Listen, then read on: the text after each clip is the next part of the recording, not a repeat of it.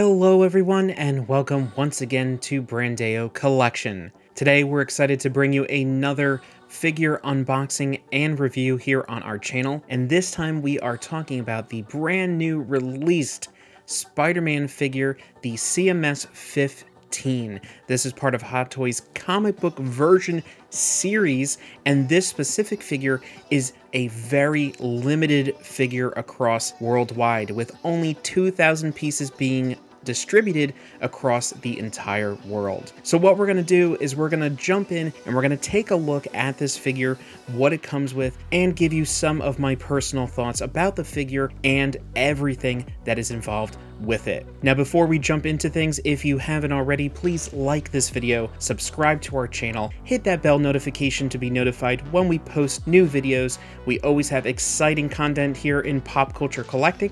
So let's jump on over and start going into the box itself to take a look at how this figure looks and everything it comes with. We took a look at the exterior box, which has that wonderful artist representation of Spider-Man's first appearance in Amazing Fantasy 15, with that comic book style going around from front to back. Now jumping inside, we're taking a look at that insert there, which has a photo of the figure itself with a nice kind of classy looking insert, as Hot Toys is known for doing across all their different art box styles. Now, going through that insert, we take a look at the figure itself in the protective tray with all the different accessories there, as it comes right as soon as you first open this figure. Now, what we're going to do is we're going to take a look at each of these items in a more up-close manner and take them each individually out of the box. So let's jump on over and start off first off with the accessories that this figure comes with.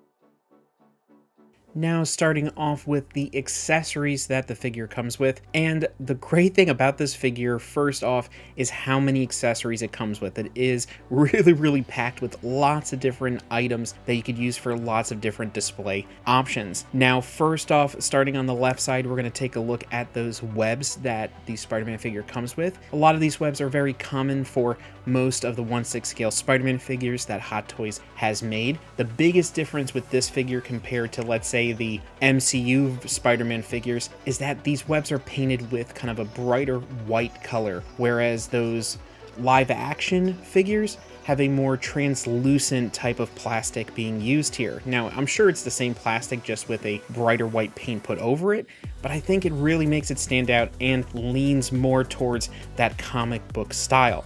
Next to those webs, we have all the different hands that the Spider-Man figure comes with. We have lots of different types of poses, open palms, more gesturing type of hands. Of course, we have the closed fists. One of the coolest hands that this figure comes with that is different than many of the other Spider-Man figures is the hand that actually has webbing already wrapped around it. So when you attach it and put it with some of those other web accessories, it really makes it look more realistic, kind of, for the lack of a better word, mixed in with him swinging around in those different swinging poses that you can do. So it really adds that little extra dynamic feature, and I love how that looks, and we'll actually take a look at a pose with that hand a little bit later. Of course, just like a couple other Spider-Man figures, we do have the interchangeable eyes. The figure does come with the chrome eyes right out of the box, which we'll take a look at, and then it comes with a couple other of just the plain kind of grayish white color eyes that are in different shapes and sizes. Then from there, we do have some other accessories. We have his web gauntlets, which is another posing, another display option that's a little bit different than just having the regular kind of web shooters coming right out of the suit itself. So you have different eras of Spider-Man in the comics with those different types of looks. We, of course, have a camera there since Peter Parker is a photographer, and a big part of his story is his time at the Daily Bugle and him taking photos of Spider-Man. To get that, of course, that's also represented in the movies as well, so it's great that we have that camera there as an accessory. Another accessory that this figure comes with is the web wings, which you can attach magnetically in between the arms of the figure. Something else that's actually really cool that's specific to this figure is it actually comes with these display pieces that you can add to the base that the figure comes with, where you have the different titles. So you have a first display option which has the original Amazing Spider-Man logo from the original comic book series. You also have something that's very near and dear to my heart, and it's probably a lot of people who are watching this who are probably around the same age as me, but you have the logo from the 1990s Spider-Man animated series mixed in there. So that's something that I saw that in some promo photos and thought that was really, really cool, since that was pretty much my introduction to the character of Spider-Man, and why I love it is because that was on when I was a little kid. So it's really a big part of my love for Spider-Man, so that's really cool. And then we also have a thwip kind of sound bite, as it does in the comic books there. It's got that look with some panels from the original comic book series as well mixed in there. Wrapping things up with the accessories, we have the actual base itself.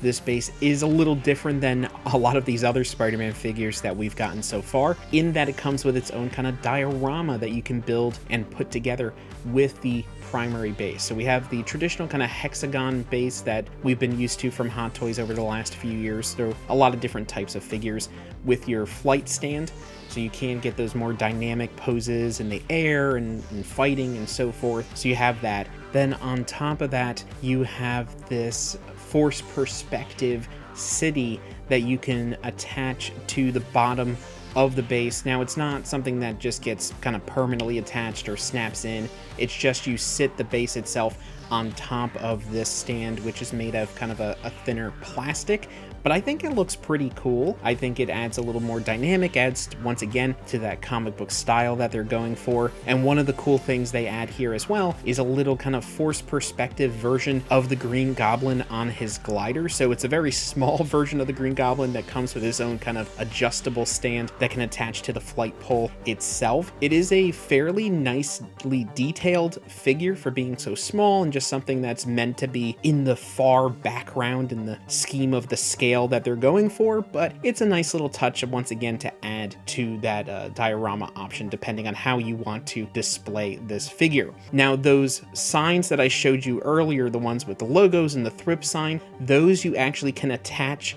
to an additional piece that comes in the box. The weirdest part about that, and one of the things I don't like and I'm not going to do, is that in order to attach it to the flight pole, you do need to attach those signs by 3M tape. Now, that's the permanent kind of sticky tape. It comes with the figure in the box along with the instruction book. That is something that's a little weird, that you have to attach this kind of permanent sticker on the back to get it onto the flight pole, but I'll find another way to display those pieces, those particular logos, but that one is kind of strange just based on the way that attaches to the figure stand. So out of all the things I've talked about so far, that's really the only thing that I have at this point that kind of bothers me with the way that this figure is set up. And now here we go. Here is the figure itself, exactly as it comes right out of the box. I did not do any poses, I did not make any changes to the figure. This is exactly how it comes out after, of course, you take off all the packaging and everything, but it comes with the chrome eyes initially attached, which out of the eye options that this figure comes with, that is the one that I'm least likely going to use in my display. I'm not that big of a fan of the look, nor do I really remember what time in Spider-Man's history he had eyes that were this kind of chrome in that option. Maybe it's just to add a little bit of an extra dynamic feature to this figure, but I'm going to stick with the other eye options for now when it comes to my display and posing options in my personal collection. But even with that, I do have to say that I love the figure straight out of the box. I love that they're going with this more comic book style for a lot of these figures that they're working on currently, and hopefully we'll see more comic book version of these characters as time goes along. But let's start jumping in and taking a look at some other poses for this figure using the additional accessories that he comes with. Here we have another look with the wider opened, kind of the whiter gray eyes, the ones that I mentioned I'll most likely use when it comes to the pose options and display within my personal collection, but I love the way that this figure looks. I know that there's many other 1/6 scale versions of Spider-Man that are in a comic book style. There's even a classic suit from the Spider-Man PS4 game, the first video game that Hot Toys did a few years ago, that a lot of people swear by that being the version that they want in their collection.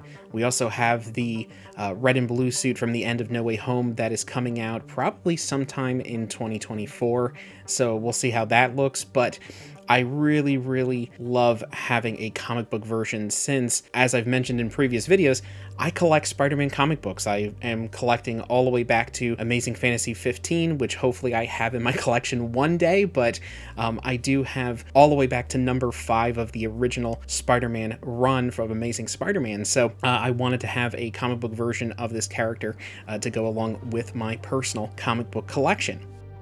Moving on to another pose, this time using the slightly smaller eyes, the kind of middle ground of the options that come in the box, along with also adding on the gauntlets, the kind of web shooters that come as another display option with this figure, which I think when you pair it along with the kind of web shooting hands, the web shooters themselves actually land right perfectly where his fingers are coming down in the middle to really add to the extra level of realism on the way that this figure looks displayed with them. And then of course you have the actual web piece that comes along, so you can add that in there to just make it look even cooler than it does already. So something familiar, of course, for anybody who collects Hot Toys Spider-Man figures, but once again, I think we know where this is going and how I feel about this figure, but just want to show another pose based on the other options he comes with.